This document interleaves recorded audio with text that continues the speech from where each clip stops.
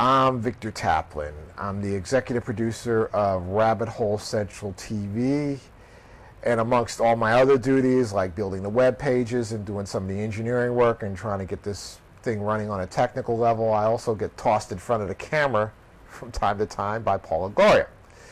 So we're going to make a little show, and we're going to call it What the Hell is Going On, because this world is like crazy and turning upside down by the moment, and we're like all pulling our hair out here. It's just impossible.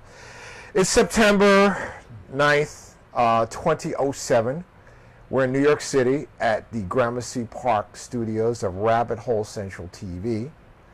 And it's 9/11 weekend. All the 9/11 illuminaries are in town. And we are really honored to have on our show today Jim Fetzer. Jim Fetzer has studied artificial intelligence, critical thinking, cognitive reasoning. He's also a former Marine, and he is a former college professor, now retired, has studied and taught all around the country, and now he is heavily involved in the science and the cognitive thinking and the politics and reasoning behind the entire 9/11 phenomenon. So we're going to talk to Mr. Fetzer now, Professor Fetzer, Jim. Call me Jim. Jim, and we're going to try. Jim is going to try to explain to us what the hell is going on. Jim, listen, thank you. Thanks, you for Victor. coming. Thanks a lot. Thanks, Pleasure. thanks.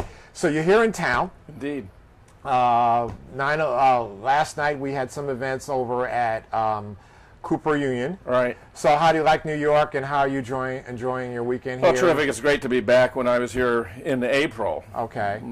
Paula arranged for me to do some 15 shows for Manhattan Neighborhood Network. Right. So, needless to say, when I was coming back to town, she knew about it, and she's already arranged for several shows, and I'm just glad to be here. Right, yeah, we produce shows for Manhattan Neighborhood Network, but we also now stream on RabbitHoleCentral TV. So and the streaming is better because what happens is, we have there are no time limits, so we could sit and talk and chat or whatever. But how we do it is we do part of our show for the MNN, which is time limited to 28 minutes, and then we'll go longer for the stream, and we can talk as long as we want until we get tired and decide to turn off. So streaming has no definite start time nor stop time. No, when we do the live streams, they kind of start at a certain time, but then of course everything's video on demand to give people time based on all their crazy schedules to come in and see what's happening at RabbitHoleCentral and the latest with the 9/11 movement and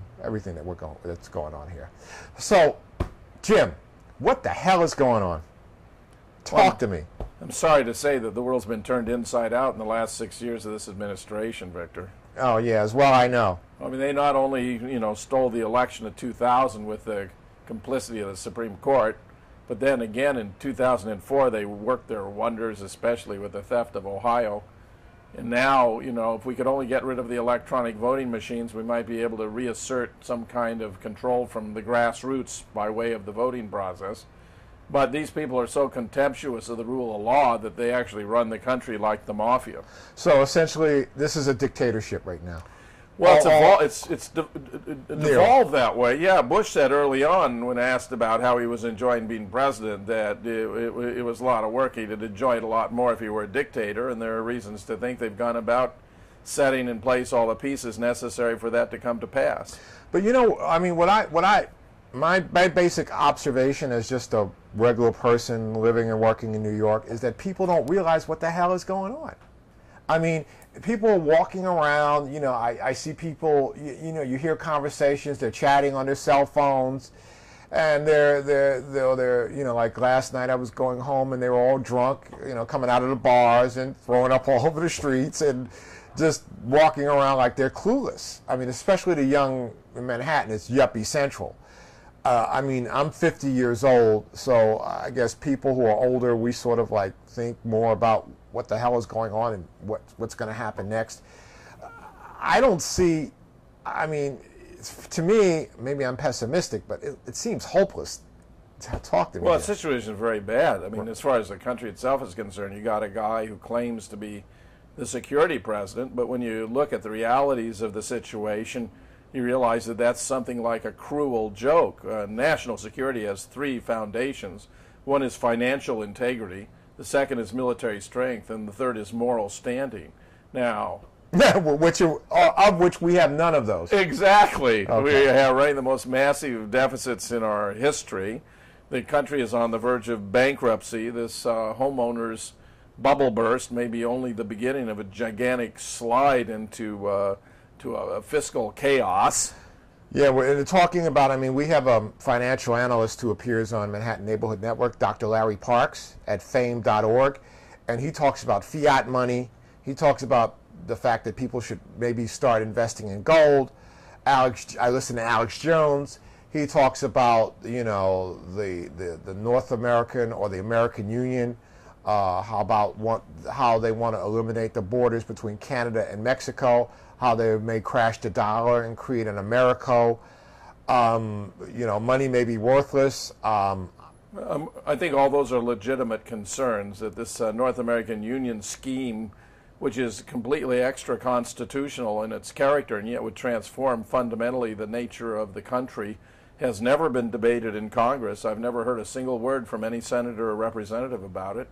Yet Lou Dobbs, Phyllis Schlafly, others who care and pay attention to politics have been very outspoken. Lou Dobbs has been particularly good in inviting attention to it, but they've gone ahead, already let the contract to a massive Spanish construction firm for the Texas corridor, as it's called, because part and parcel of this is devising these 10-lane superhighways that are going to crisscross the country. We're going to be divided into commercial zones. The national sovereignty, the borders between Canada, the United States, and Mexico are basically going to dissolve, and the meaning of national sovereignty is going to be completely up in the air. Your point, too, about going to a standard currency seems to be a great convenience for the bankers and the corporations that do business, because they're not going to have to then translate currency from one form into another. The Canadian dollar right now is trading about 98 cents to the dollar, and the peso about 10 to the dollar, so it's actually a good time to make a conversion if one were to do that. I have been told that the Miros have already been printed up, they're paper money, and they're, you know, vast numbers of them are already in the vaults. So when they make this transition to the new currency, what's going to happen when we have to pay bills or rent or buy food? Or, I mean, we're talking about something the equivalent of what happened in '29 with the Great Depression. It's not really clear, and I wish, you know, I have a show of my own, and I like to have economists on to talk about this because I think it's complicated, and economics was never my great strength. But I worry they're going to try to find some way to cheat the Chinese out of the $1.5 trillion in IOUs. You know, they have invested in all these treasury notes. I mean, it would not be beyond the Bush administration to try to figure out a way to nullify their economic indebtedness to the Chinese if they could finagle it. But I worry, you know, just what's going to happen to the average American consumer. These guys really view all of us just in terms of our net as an asset. You know, right. We're equal to our net worth.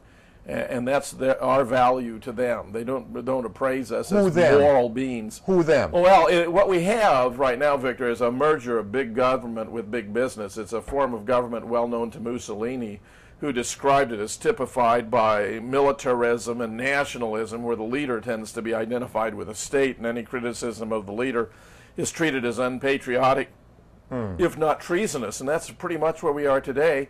Mussolini said it could be known as corporatism, but it was also known as fascism. As I think you may well appreciate, communism was never a threat to this country. I mean, communism, it really is so contrary to American values that it never had a chance of posing any threat to this country. Fascism, however, has always been a problem because the wealthy, moneyed class, the business class, has always wanted to benefit, maximize its position to make even more money and exert more power over consumers. But what amazes me on the basic level, people don't seem to understand or be able to grasp what is happening right before their eyes. Well, I think it's got to do with the media. You know, the media is so much dominated by the government and under their control. You even have a whole channel, Fox Channel, that's nothing but a media attack dog. Promotes whatever agenda the media wants, so you can usually tell where the government is going by tuning into Fox, as I frequently do, just to pick up pointers about the issues, not as a source of truth, but as an indication of what may in fact be going on behind the scenes.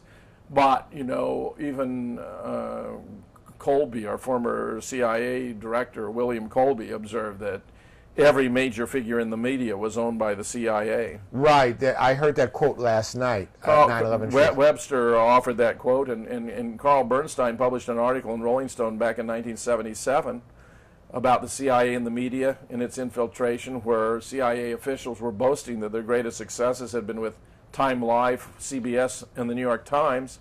And in 1977, Victor, if you had a lock on those entities, you really had a control of the American media. I'm afraid today it's much worse. So we hear very little truth, and very few important issues are even discussed. I mean, I offer the North American Union. Most Americans have never heard of it. But you have taught and studied cognitive reasoning and critical thinking. So no one can think critically anymore. No one can question, are we all sheeple now? Well, that's an interesting point. Like, for example, when I came into town, I was given a free copy of the New York Post on Friday. And I took a look at that to see why in the world it was being handed out free. And there was a cover story right on the front page about a new Osama bin Laden tape and how Osama had dyed his beard.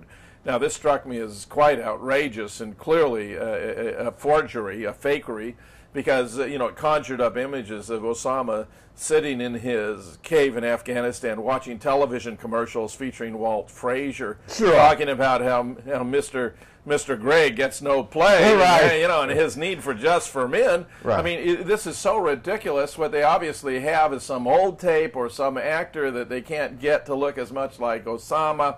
In Islam, a gray beard is a sign of wisdom and respect, and no one with gray in their beard would ever conceal it.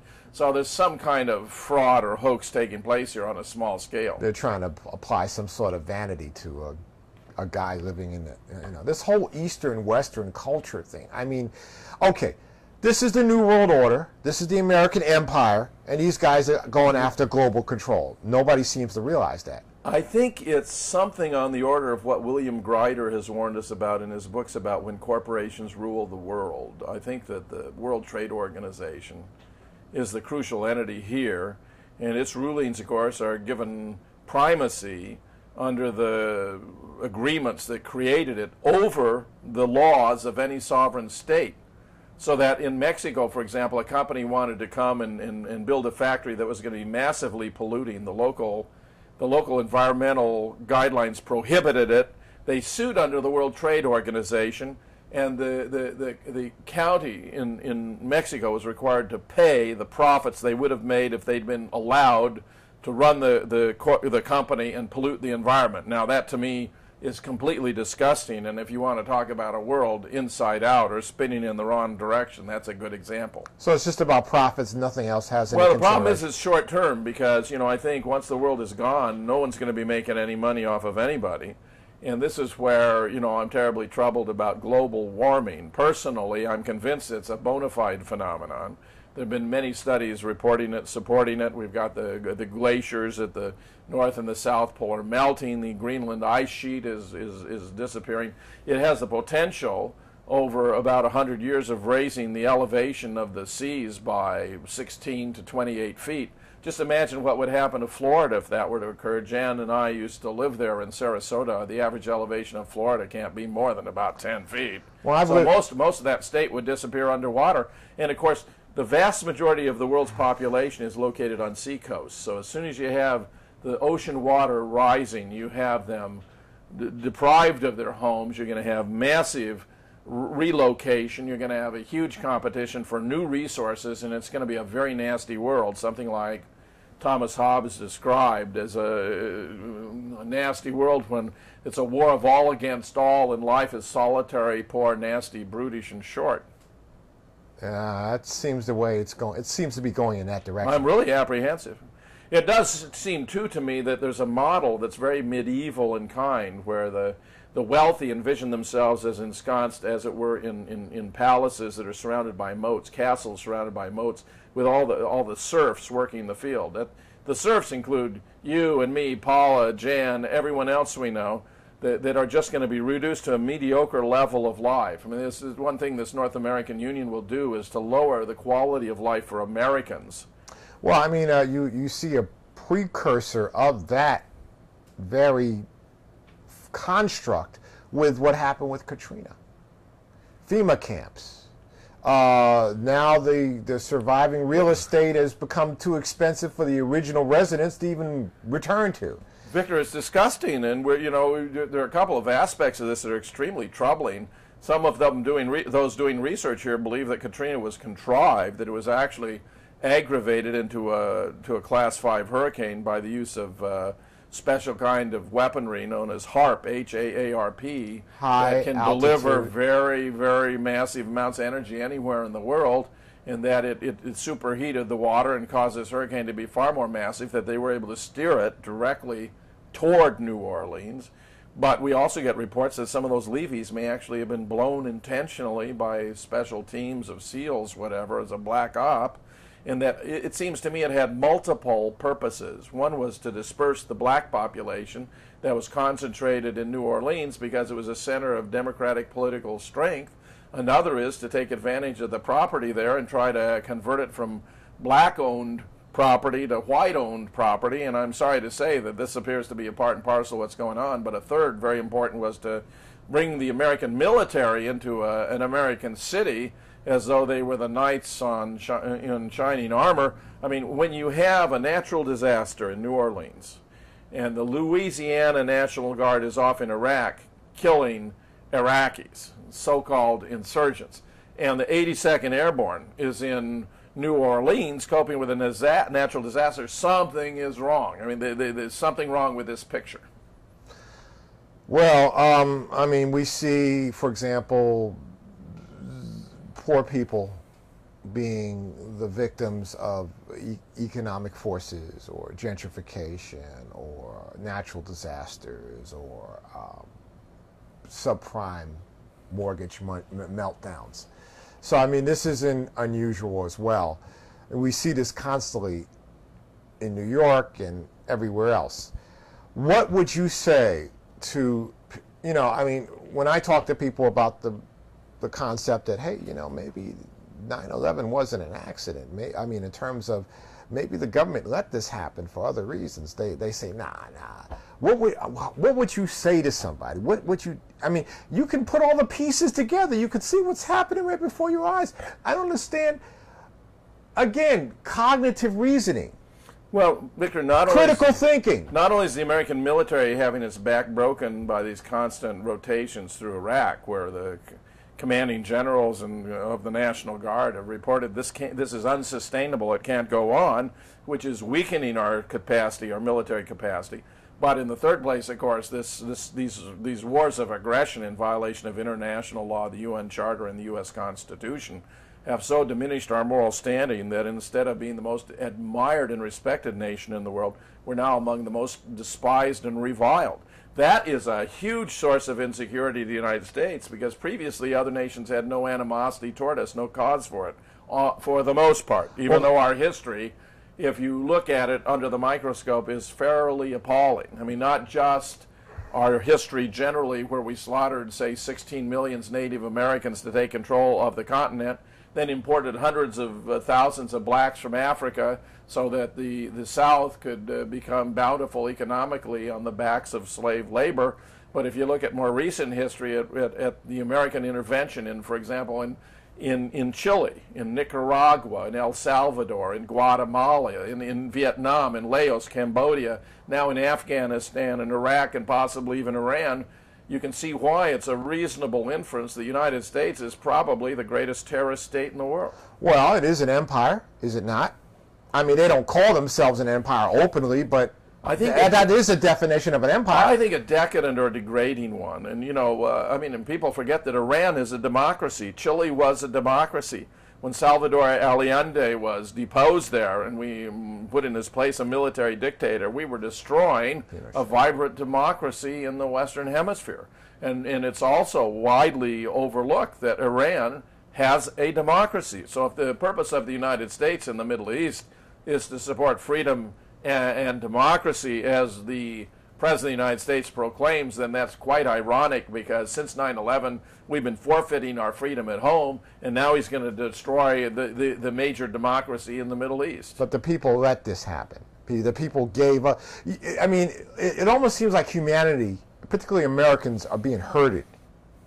Well, there's an awful lot going on at the same time, Victor. When we started talking there about New Orleans, see, and you had the American military there, I think part and parcel of that was to give us a psychological impact of the American military being in an American city and performing what are police functions. In the past, the Posse Comitatus Act of the 19th century forbade that. Now, Posse Comitatus has been rolled back. The control or command of the National Guards of all 50 states over the opposition of all 50 governors has been placed at the disposal of the commander-in-chief.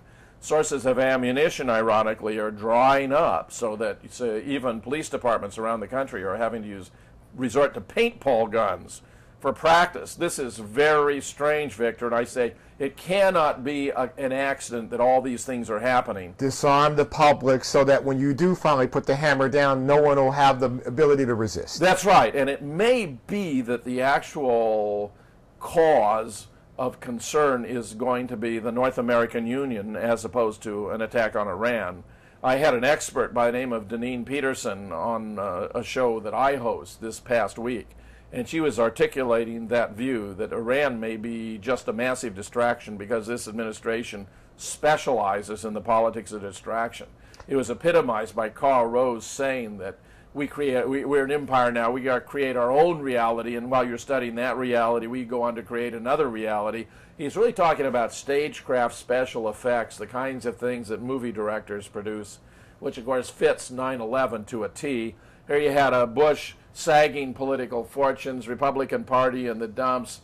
Americans were being turned off by this administration massively. Rudy Giuliani was at an all-time low in his popularity. Larry Silverstein had bought 2 white elephants. The Pentagon was missing $2.3 trillion. 9/11 solved all those problems, Victor.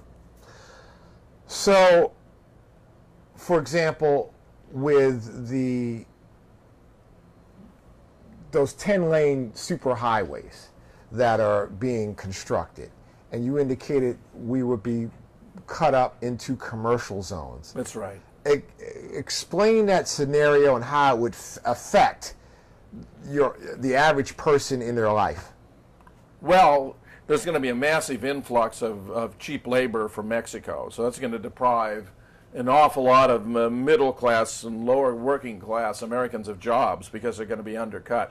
The reason agribusiness loves having these immigrant workers in the United States is because they can pay them minimal wages and not any benefits. I mean, Bush says these are jobs Americans don't want. Well, they don't want them when it's a substandard wage with no benefits, with no retirement, with no health insurance, no dental, no workman's compensation.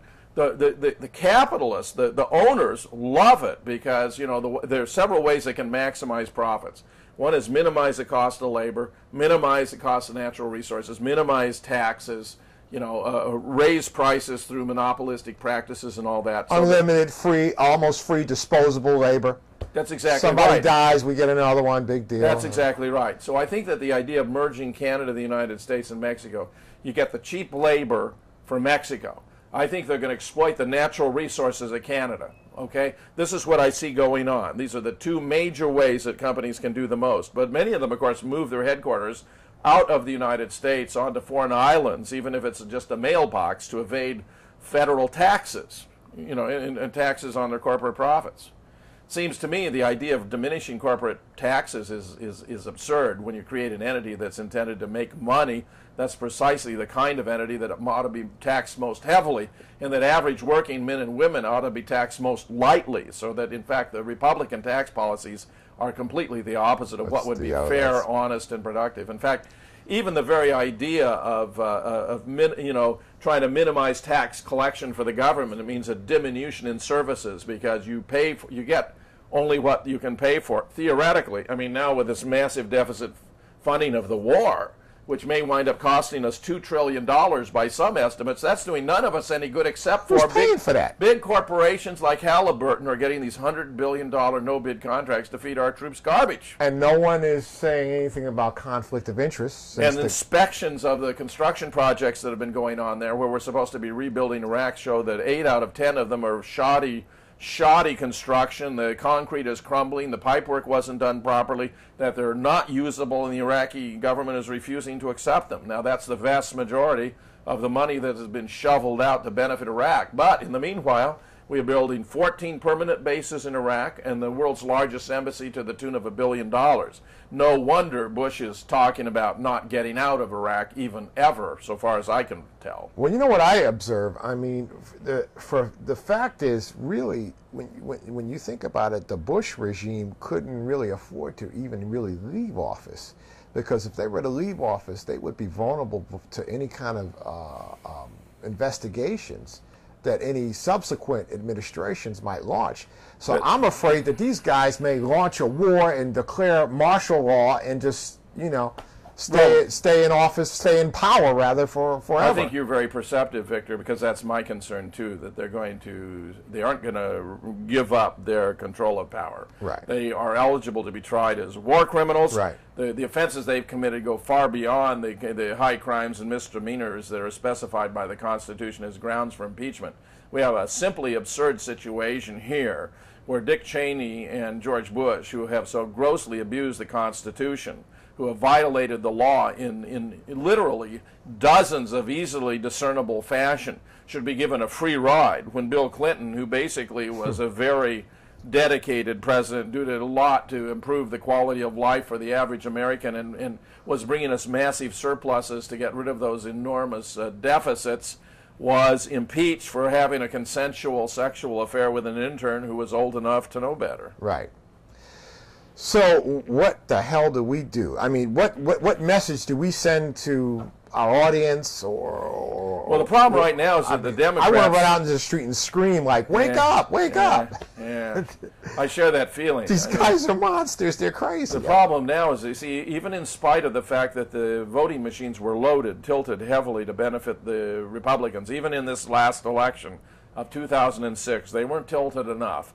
There was a series of scandals at the last moment, almost a new one breaking every week, that meant that the percentage of the Democratic vote was greater than even Karl Rove had anticipated. This, I'm quite confident, is why George Bush was given Rove the evil eye, because Rove had allowed it to come to pass that the Democrats had regained control of not just the House but also the Senate.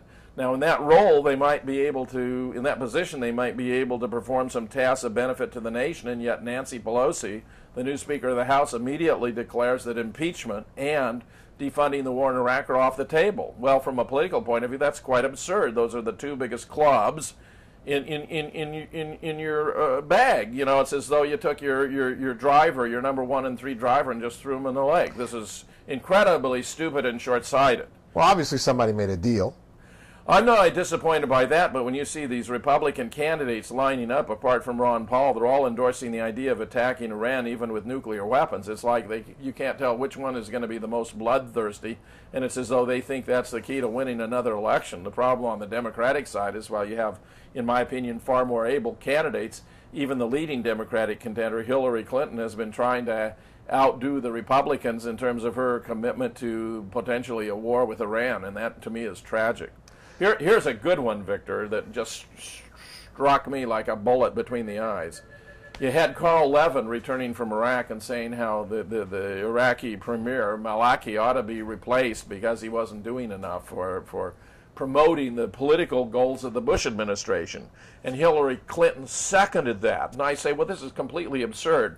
Now we're being told that creating democracy in Iraq is the key thing, but we're going to replace the democratically elected leader of Iraq with some stooge that will perform more tasks faster on behalf of the United States? How can that inspire any Iraqi to have any confidence in the United States or Iraq's own fledgling democracy, such as it may be? But other nations around the world have to, I mean, people aren't stupid around planet Earth. People know what the United States is up to. Now, if the United States goes any further off of the deep end than it's already gone, I mean, other countries are going to retaliate. they're going to come here and raise all kinds of hell. I mean, and the people who are walking around in the streets don't realize that. They think the United States. I think you're not far off the mark. I think there's a far more clear understanding among other nations, for example, that the American army in Iraq is an army of occupation, that the so-called insurgency movement, which implies that it's a form of resistance to a legitimate government or occupation, is actually a resistance movement, and that al-Qaeda plays a minimal role here. The more honest reports we've had in the past are that al-Qaeda constituted no more than 10% of the threat to American forces in Iraq. George Bush is so intent on having the justification for ongoing military intervention in Iraq in relation to al-Qaeda that he actually defined a group as al-Qaeda in Mesopotamia, to make it the case that he could always say that, of course, there's an al-Qaeda in Iraq by definition, which is a cheap stunt using semantic wordplay to achieve a political goal and to continue to manipulate the American people. Let me say, by the way, that this use of violence and threats of violence, such as 9/11, to instill fear into the population, to manipulate us to achieve its political purposes,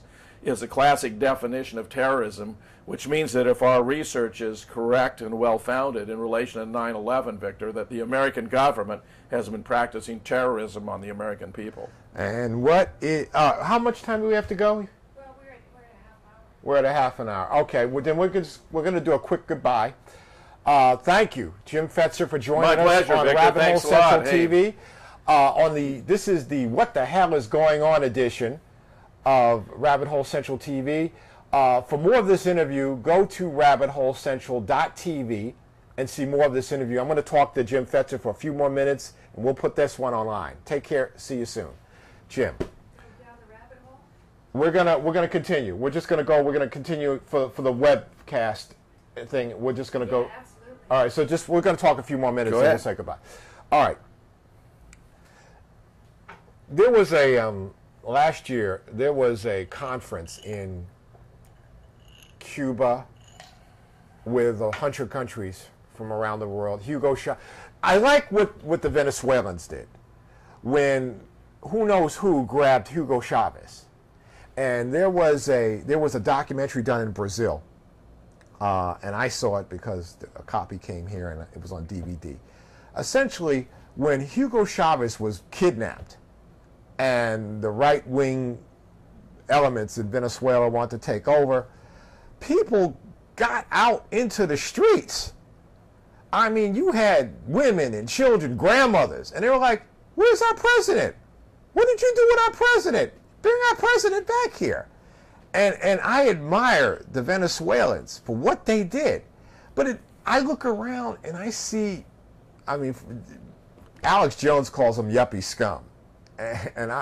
And nobody's thinking, nobody's doing anything, nobody's standing up, everybody's afraid. Well, they may be looking for leadership that isn't surfacing or manifesting But itself. people got to realize you have to be your own leader. Well, yes and no. That's a pretty scary proposition. I mean, if you got a government that is killing 3,000 of your fellow civilians and rotating maybe 1 million or more young men and women in and out of Iraq, where they're being subject to having their arms and legs blown off, and yet they survive because of the existence of these body armor. You know, it's a really terrifying situation, and now they've got this. They have put themselves in a position where they can use the military as the police forces in our own countries. Frankly, I think it's a very frightening scenario, and the Democrats have turned out to be spineless wimps, in my opinion. It's really shabby that the party has not done more with the power that the American people entrusted in them.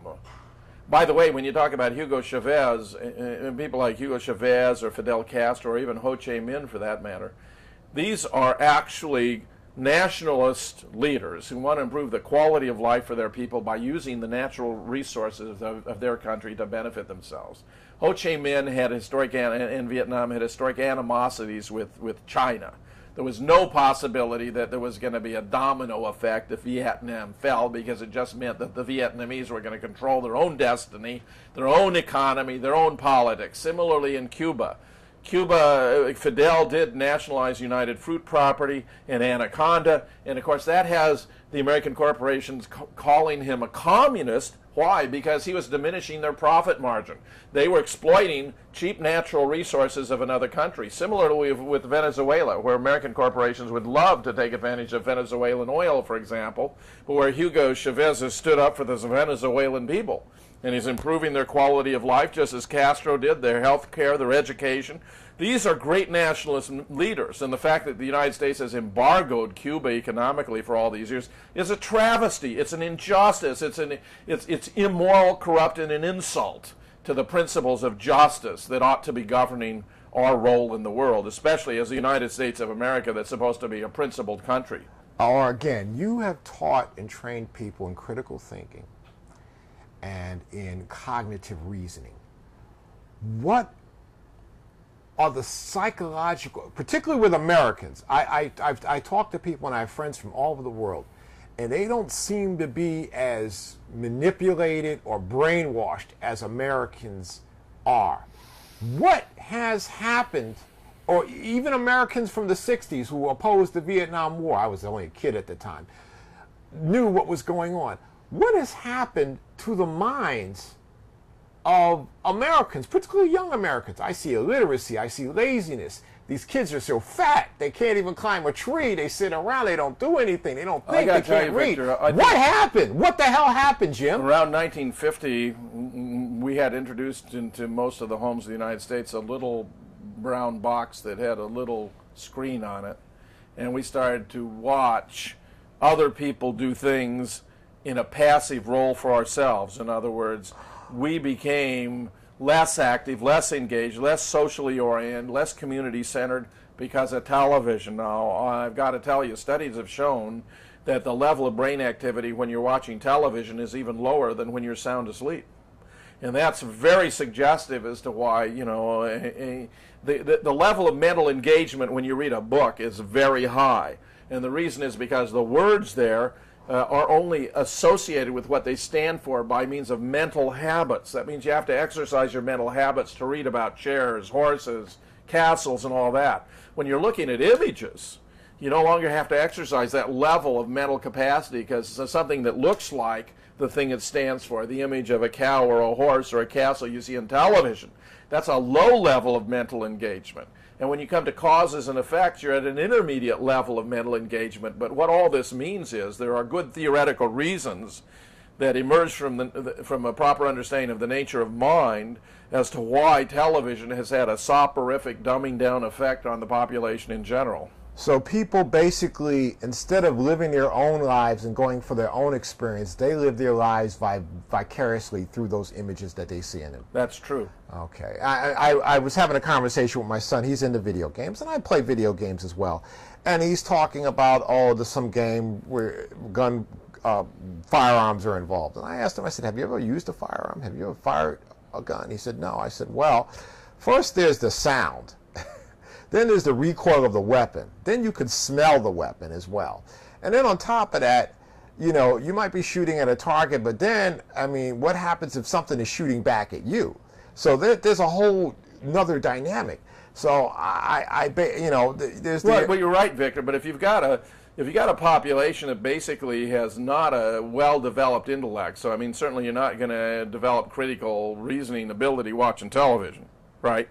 And you're being shaped then by your society by going into the military, going into business, whatever, and being trained for some specific role. You're going to be basically a creature of your environment. You're not going to have the capacity to assert yourself to any formidable degree, unlike those of us who, say, had the benefit. I was 11 years old in 1952 when we had, you know, a real television in our house. And during that 11 years, I developed my ability to read, write, think, converse, interact with other people. If, you know, the United States were put on like a television diet, not that this is going to happen, it would be very good for the country if we could somehow encourage that kind of social interaction we had before, community involvement, which can also be done, by the way, by junking these electronic voting machines that are stealing our elections and returning to paper ballots. Because when you had paper ballots, you had groups from both political parties getting together, planning elections, supervising the elections, reviewing the process as it took place, and it was healthy for the community. What really bothers me, though, is I have a good buddy of mine who is a machinist. And, you know, of course, the industrial heart and economy of this country has been eviscerated. I can remember my mother's from Pittsburgh, Pennsylvania. I can remember going on trips there when I was a kid and seeing all the steel mills, and people were making steel, people were making cars. And now my buddy Sean tells me that, you know, you can't even find tradesmen anymore. Guys don't even want to get their hands dirty. You know, people talk about, oh, let's go get a job at Walmart. It's a good job. It's like, what about science? What about technology? The world is kicking our ass. What the hell's happening, Jim? Remember that formula that your profits equal the difference when what you sell your product for and your costs. Right. And you can, if you can increase the selling price or reduce the cost, you can increase the profit margin and make more money. So if you outsource jobs to countries where the cost of labor is far cheaper, you can reduce your costs and improve your profit margin even while selling the same product at the same price. But if you've got your potential customers who are unemployed, they can't buy your product when you try to market them back here. I think that's correct, in that in the long term it's going to be self-defeating for many of these companies to be outsourcing their labor. On the other hand, with globalization, you look at the entire world as your market, you're no longer focusing on the United States. And what that means is you're going to have a dramatic diminution in the quality of life in the United States that is theoretically to be compensated for by compensatory elevation in the quality of life around the world. Now, what is going to happen, treat it quantitatively. Suppose you had 100% diminution for the population of the United States in terms of, you know, by a factor of 100. Well, maybe it's just one unit of elevation for 100 different countries, to put it that way, to get the equivalence of the drop of 100 for the United States. What that means is the U.S. hit is going to be very severe, and the improvement in the quality of life for others is not going to be great compared to the American standard, but may be significant in relation to their present quality of life. So the American standard will drop, but it'll hurt us, but the overall standard around the world may increase slightly, which will kind of benefit other people, so they won't get hurt and they'll feel better. So, in other words, they'll feel a little better, but we'll hurt a lot worse here. That's right, and I think the United States is going to bear the burden here of it. And this North American Union may be why a unit in Florida now, a military unit with anti-aircraft capacity, has been diverted to Washington, D.C. for a year's duty. That's very strange. Is Washington suddenly expecting some foreign threat on the Capitol, or is it domestic? Are they concerned that when they impose the North American Union, and many people are going to be very, very unhappy about this, some Americans may want to take some steps to confront the federal government? I am very suspect that that's what's going on. Oh, another revolution, another civil war. That's right, and if we don't have the ammunition, you see, we're the most heavily armed nation in the world. There are 90 weapons per 100 population. But if we don't have ammunition, that really renders most of those weapons, you know, impotent unless we're using them as clubs to bash.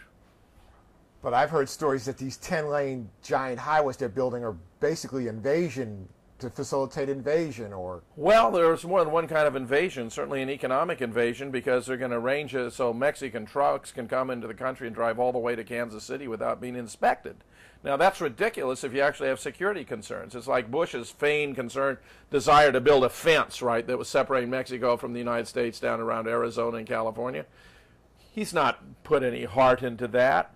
He's really interested in taking down barriers between Mexico and the United States so that essentially they're erased, and Mexico and the United States become part and parcel of one. And I gather that an aspect of this North American Union is the harmonization of regulations that many American corporations have found interfered with their profit margin, and I guarantee you that the way in which they'll be harmonized is to drop to the lowest common denominator, so that if the weakest, whoever's got the weakest regulations will be those that are embraced across the board, thereby, of course, depriving a nation of its right to self-determination.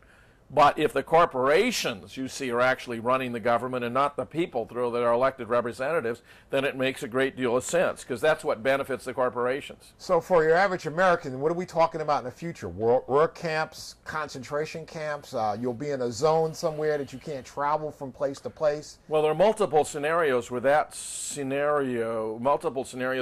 kind of effect can, in fact, take place, I'm sorry to say. Congress even appropriated some $300 million to Halliburton, of all things, to build concentration camps around the country for unspecified purposes. Now you have to start pondering what are going to be these unspecified purposes. Maybe the people who are disenchanted when the North American Union is created. That seems to me at least as plausible as any other scenario. So then they'll be able to impose national ID cards, maybe microchip us. Yes, yes, yes. I think that's all part of the future. You'll have to have a passport to fly, even domestically in all probability. So, But what is the rest of the world going to, the rest of the world isn't just going to let this thing happen. I mean. Well, this is a very interesting question. You know, if the United States were actually to attack Iran, the consequences could be unbelievably bad. The Iranians have very sophisticated shore-to-ship missiles they obtained from the Russians that are virtually unstoppable, that in my opinion could sink every single American vessel in the Mediterranean or the Persian Gulf. It's very easy for Iran, under the worst possible circumstances, most adverse to Iran, they can easily block the Straits of Hormuz and make it impossible for shipping of oil to take place out of the Gulf.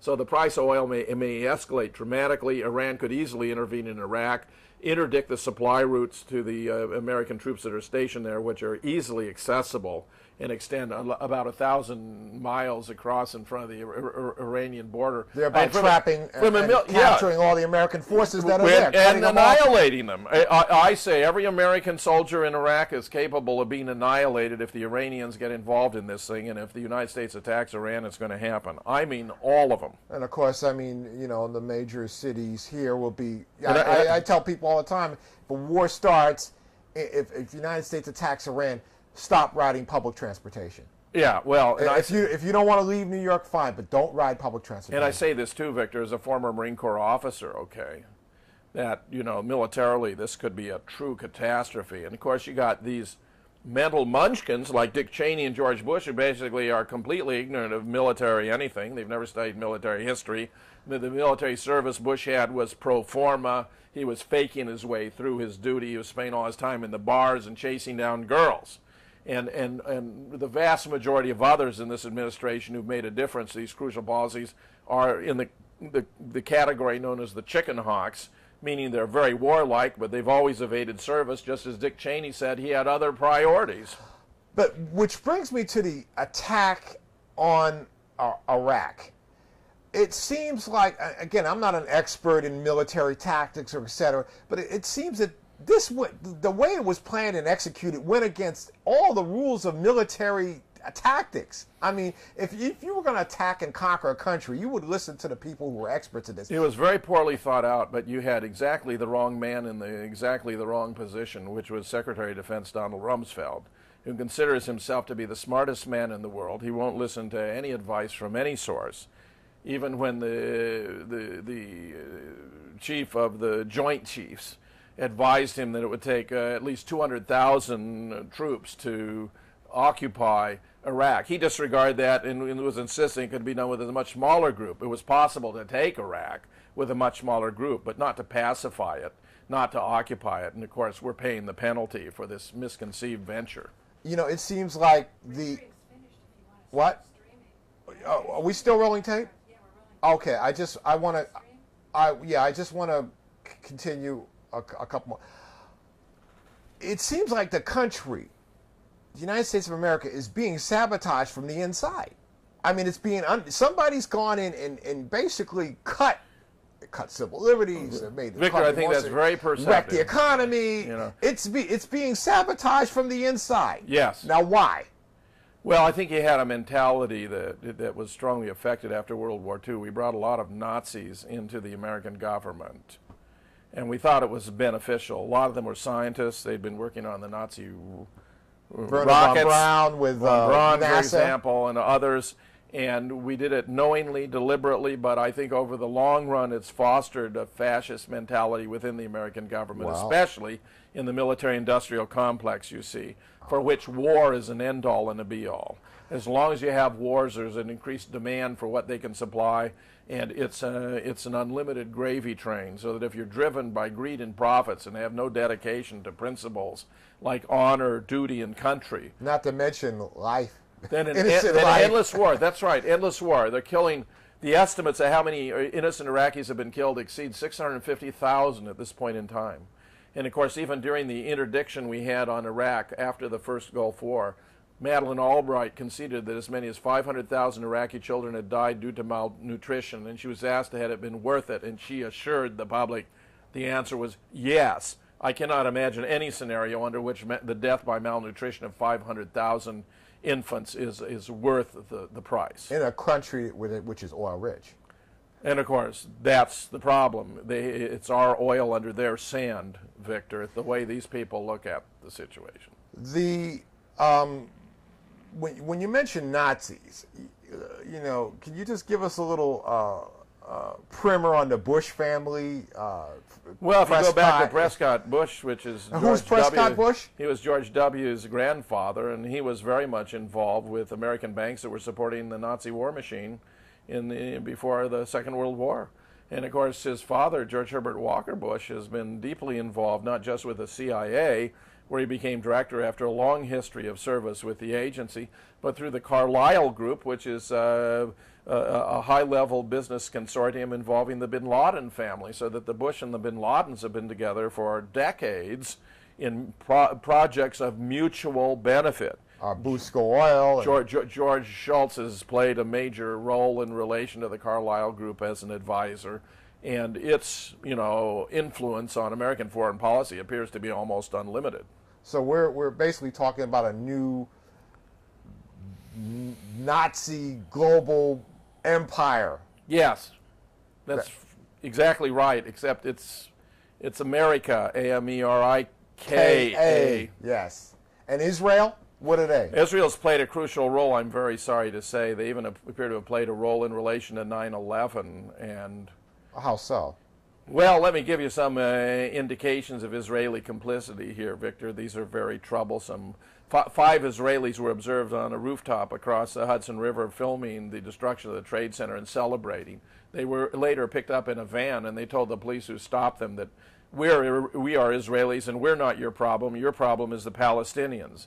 They were actually incarcerated for a number of months until their release was directed by the then assistant to the Attorney General, John Ashcroft, a fellow by the name of Michael Chertoff, who just happens to have joint U.S.-Israeli citizenship.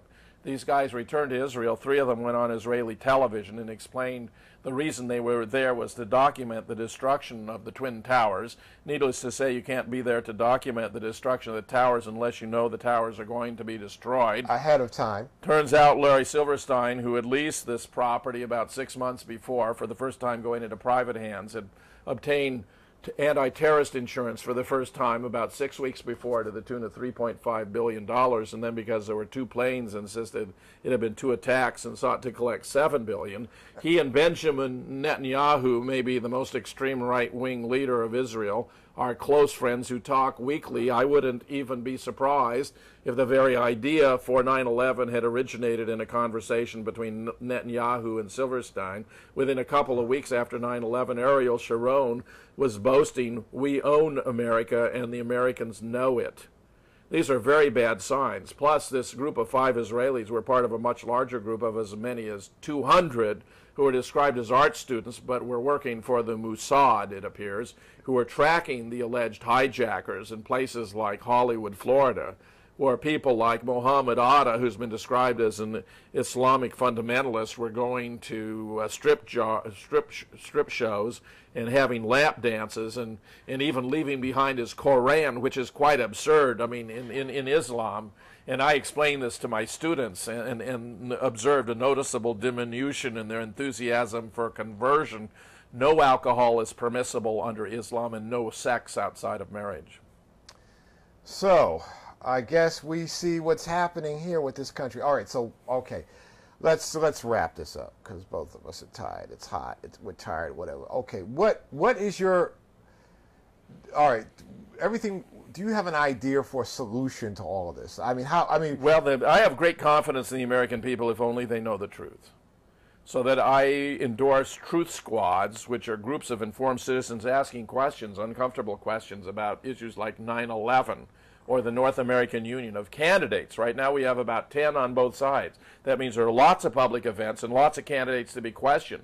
None more opportune target than Rudy Giuliani, who himself appears to have been deeply involved in the events of 9/11. So truth squads is one very good idea. I would like to see district attorneys and attorneys general of these various states be initiating investigations. Yeah, court proceedings where they have impaneled grand juries to investigate, and if they were to do that, I would be glad to make available experts and scholars from my society to come and provide testimony. If anyone out there wants to pursue this, they could go to our website, 911scholars.org, for example, and they'll see a list of DVDs that are available through the internet, like 9/11 Mysteries or 9/11 Revisited or Loose Change and others, which they can share but also get on their community access television.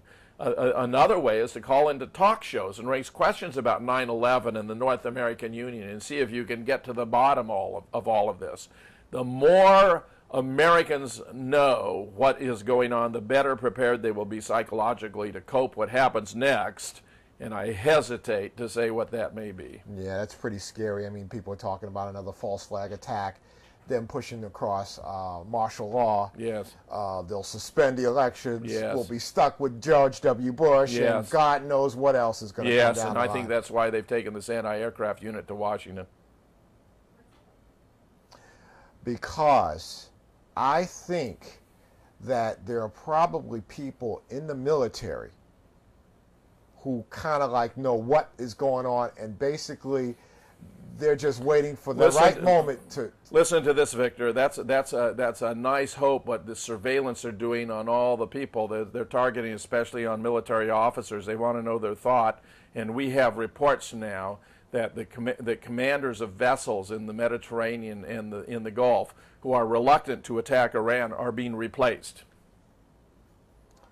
All right, I guess we're in trouble. Well, you heard it here, folks. First of all, Jim, listen, thank you for appearing. My pleasure, Victor. On the show. I'm Victor Taplin. This is What the Hell is Happening edition of RabbitHoleCentral.tv. Tonight we've had Jim Fetzer as our guest. You've heard it all. You got to figure out what's going on.